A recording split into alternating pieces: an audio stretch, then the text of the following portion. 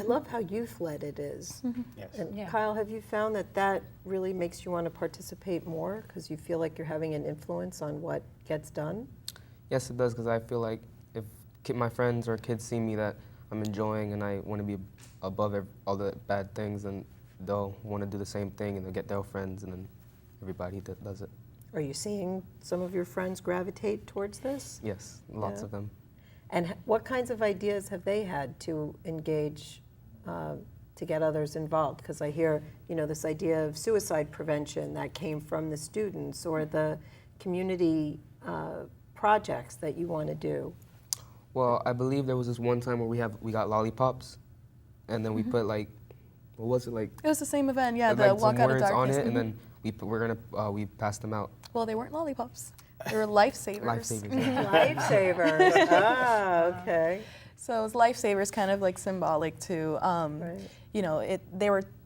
they're taped on a message where they were able to go to actually get help to a one teen space, or even their local guidance counselors department. So they're attached to lifesaver candy to symbolize that we could be saving someone's life through this. But you could tell them about the top projects that we've done, like the one that we're doing now with the veterans. Yeah, I remember that. We're gonna ship stuff overseas to the veterans over there, with like shoe boxes, and then we have a list to get them stuff. One idea that I thought was really cool is that we're gonna get like a little can, and then we're gonna put U.S. soil in it, and then send over like a piece of home. Wow. It's very awesome. That's so Yeah, it is. nice. Yeah. Do you have a lot of veterans children in the school, or did that just come from seeing it on TV? Or what made you want to take on Well, veterans?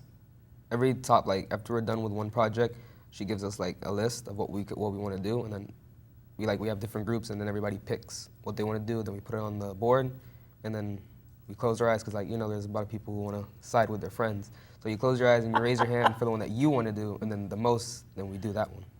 And That's a great idea, having people close their eyes when voting. so they wouldn't be They won't influenced. be influenced by peer pressure. They really do what's in their heart. And the topic try of that at the veterans has been office. coming up for about 2 years, and so we haven't been able to to find the time to do the right project. But we are partnering with Adopt a Platoon, and somehow working with veterans has awakened such a passion within the kids that have wanted to do it since last year, and they themselves pitch it to their friends who probably want to work with animals. They want to do something different because so they're the ones that are promoting their own passion towards it. So that's kind of what our program promotes with the Youth Force program and Memorial, is giving them the lead and then helping them execute the project. That's awesome. Are you seeing the school cultures change? Yes, we are. Look at this young man here. Kyle. I Kyle, know, I love it. I'm ready to adopt That's our him. future leaders. Those are our future leaders. And, working in the school system, not only here, but back home in Chicago, always the negative, and they forget these guys like this. There's many young men and young women that are going to be our leaders, and we kind of forget about it because we're worrying about all the bad things that are happening in the school and in our streets, unfortunately.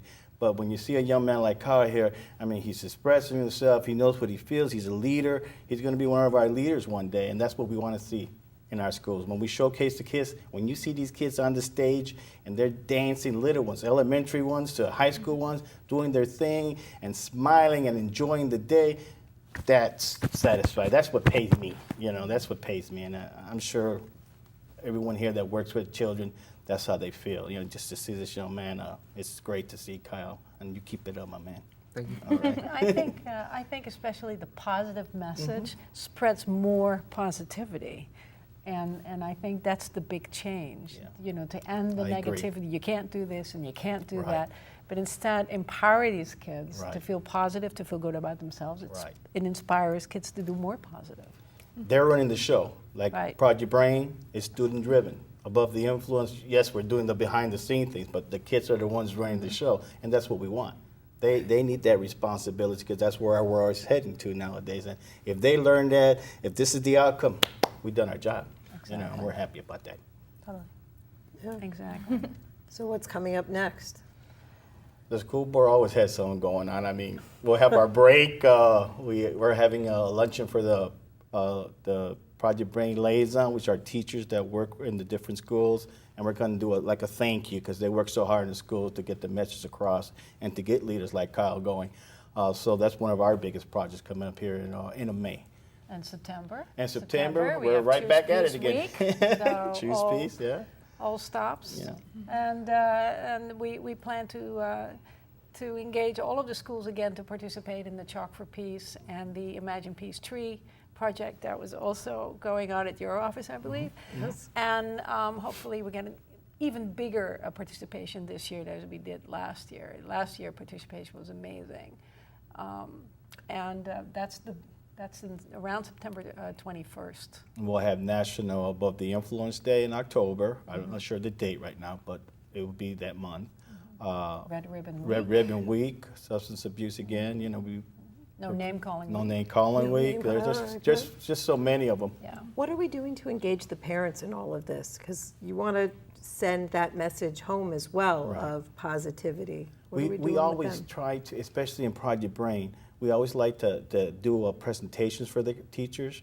I mean, for the parents. So that's when Sweet and Delicious, when we do it at night, we get most of our parents there. And we set up and feed them as we do the kids with this healthy food and give our message across to them. So we always get a nice crowd when we get that. So we try to engage them as much as possible. Unfortunately, a lot of our parents work two jobs. So to get them all at one time is very difficult, but the ones that get there and do a lot for us and help us get our point across. And they're happy that we're in the schools doing what we do. I mean, not only these agencies, there's so many other agencies in the schools working hard to get these students focused to make sure we get a lot of Kyles. So, Yeah. So for any parents who are watching out there, what would you like them to be saying to their young people to help them be a Kyle? Don't you feel important, Kyle? Be a Kyle. We want everybody to be you. What would you say to them? To get involved any way that they can. to listen. To listen. Listen to them. Definitely, to be interested in, even if they may think that their child is talking about something that is small, something that for them probably was very insignificant. For them, it's the world. And they listen to their peers more than sometimes that they would listen to their own parents. So getting involved and being interested is something very important. And one of the things that we did in our program was ask the parents to come and volunteer. And I had a handful of parents who came to the Above the Influence rally and volunteered their entire day. I had 2 parents who had to ask off that day because they found that it is important for them to do. And also it gave them the ability to really see what impact this coalition does into our county. A lot of times, a lot of them weren't even quite sure, so they're going to a parade, but seeing it firsthand, participating, getting their hands dirty, as we can say, really gave them an inspiration to really say, wow, okay, this is a good thing that I'm putting my child involved in. One of the Penny biggest, to- I'm sorry. One of the biggest things I feel that needs to happen with parents. I have adult children. I'm a grandfather of 4, and I have young kids. I got 2 teenagers, and they're different. Every one of them is different. But one thing I learned, my upbringing, I just had to listen to my father. Okay. Now I listen to my child or my children. I want to hear what he or she needs to say to me.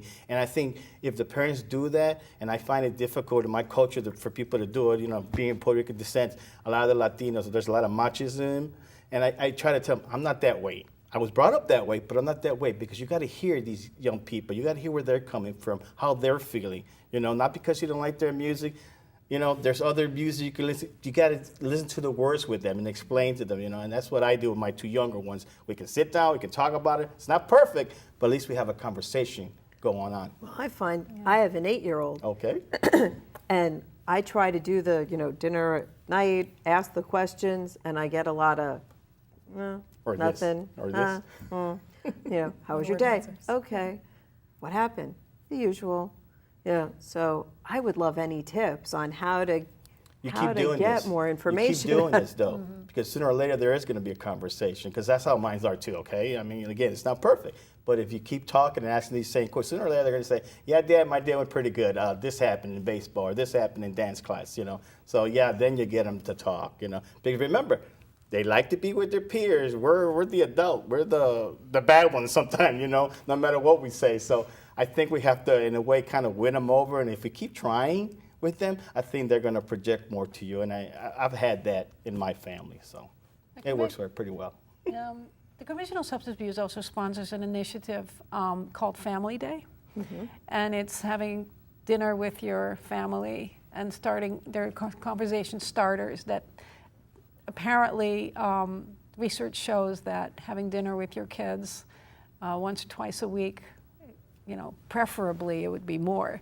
But if that's all you can do, that also reduces risk factors such as substance abuse and et cetera. So I would encourage parents also to have dinner with their families and show an interest. yeah, without the TV on, obviously, Right. and show an interest and have these conversation starters.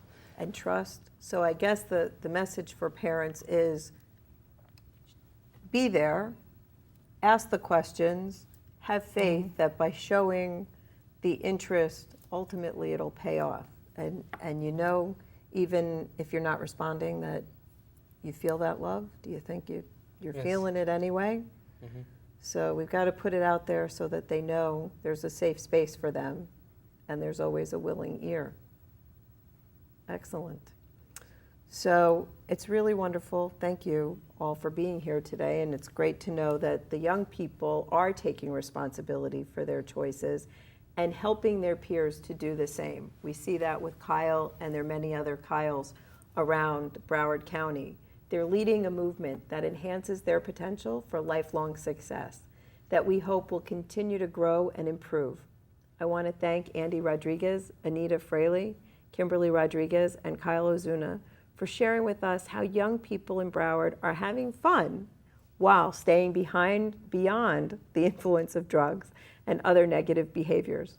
I've been your host, Cindy Ehrenberg-Seltzer, President and CEO of the Children's Services Council of Broward County, where our mission is to empower Broward's children to become responsible, productive adults, capable of realizing their full potential, their hopes, and their dreams. For copies of this program or any other episode of Future First, please call the Children's Services Council at 954-377-1000 or visit us at www.cscbroward.org. I hope you'll like us on Facebook and remember to join us next time on Future First, focus on Broward's children.